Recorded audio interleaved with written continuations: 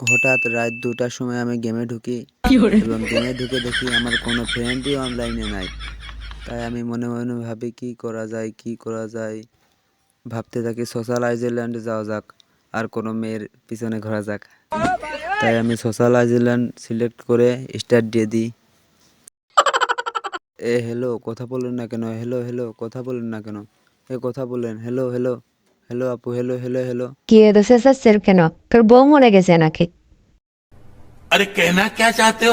হ্যাঁ আপু, ওর বই মনে হয় মরে গেছে, সেই জন্য এত চেঁচাচ্ছে। আরে এইসব কি বলতেছেন আপনারা? আমার বউ মরে যাবে কেন? আমি তো এখনো বিয়েই করি নাই। এমনকি আমার কোনো গার্লফ্রেন্ডও নাই। গার্লফ্রেন্ড নাই তো আমি কি করব? তুমি হয়ে যাও।